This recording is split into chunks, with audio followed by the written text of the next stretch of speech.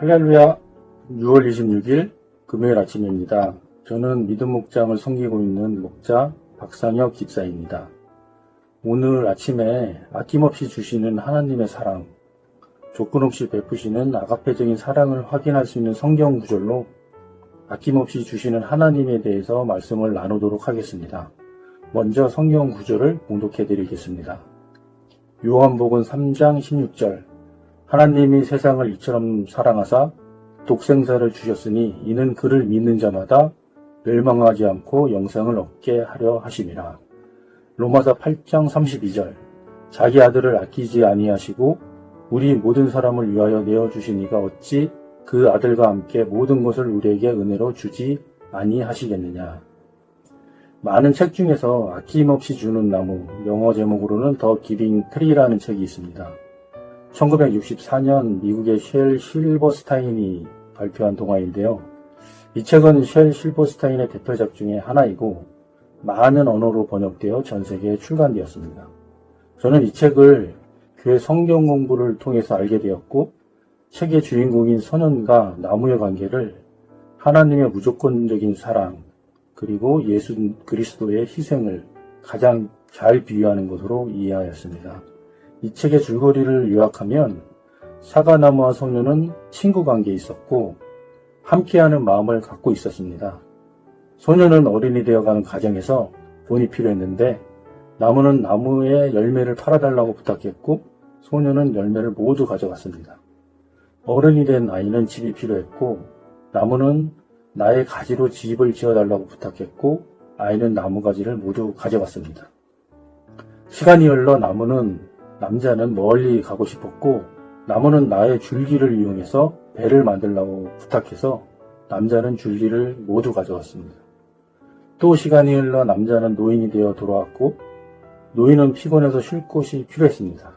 나무는 구루터기만 남은 나에게 앉으라고 부탁했고 남자는 나무 위에 걸터 앉았습니다. 나무는 행복한 삶을 살았고 소년과 나무와 마지막으로 즐거운 시간을 보냈습니다. 저는 이 책의 이야기를 통해서 받은 은혜 3가지. 첫 번째는 하나님의 조건 없는 사랑, 두 번째 희생, 그리고 마지막으로 하나님의 무한한 용서와 은혜에 대해서 말씀을 나누고자 합니다. 첫 번째는 조건 없는 사랑입니다. 소년을 향한 나무의 무조건적인 사랑, 희생, 그리고 이타심을 잘 이해할 수 있었습니다. 자신의 모든 것, 사과 열매, 가지, 줄기를 내어주고도 소년이 찾아와 앉아 쉴 수 있는 그루터기만 남아있을 때도 행복해하는 모습을 통해 조건 없는 베품의 삶의 숭고함을 알 수 있었습니다. 이런 모습이 마치 죄인인 우리를 조건 없이 사랑으로 품어주시는 하나님의 아가페적인 사랑과 같다고 생각됩니다.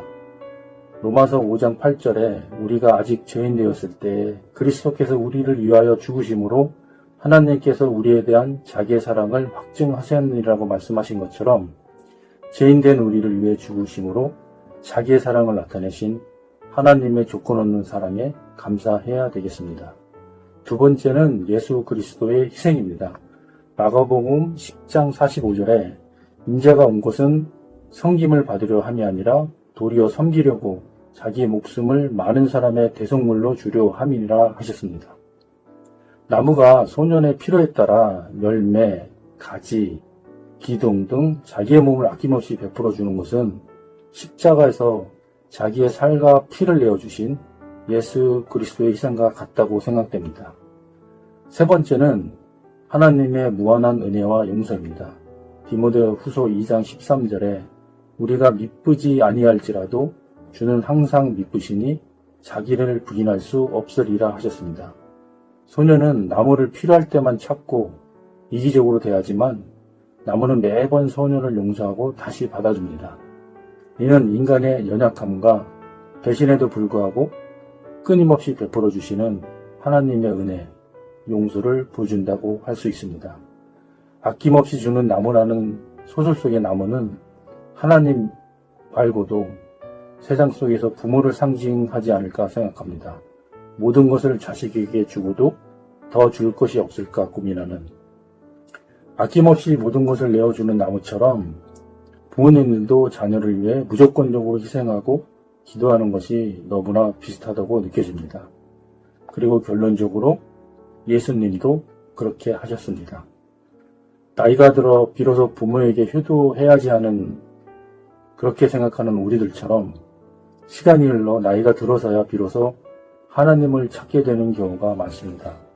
더 늦기 전에 우리에게 아낌없이 부어주시는 하느님을 찾고 받은 것들에 감사를 표하는 진정한 하나님의 자녀가 되는 하나을 교회 성도님들 되시길 간절히 기도합니다. 묵상톡 1분 기도. 사랑과 은혜가 풍성하신 하나님, 이 시간 주님의 귀한 몸된 교회를 위해 세워주신 담임 목사님과 모든 교회 리더십을 위해 마음 다해 기도합니다. 먼저 담임 목사님을 위해 간구합니다. 담임 목사님의 심령 속에 주의 영으로 날마다 새롭게 하시는 은혜를 갑절로 더하여 주시옵소서. 선포하시는 말씀마다 성도들의 삶을 깨우는 강력한 생명력이 되게 하시고 사역의 모든 과정이 주님 주시는 영광스러운 사명의 길이 되게 하소서.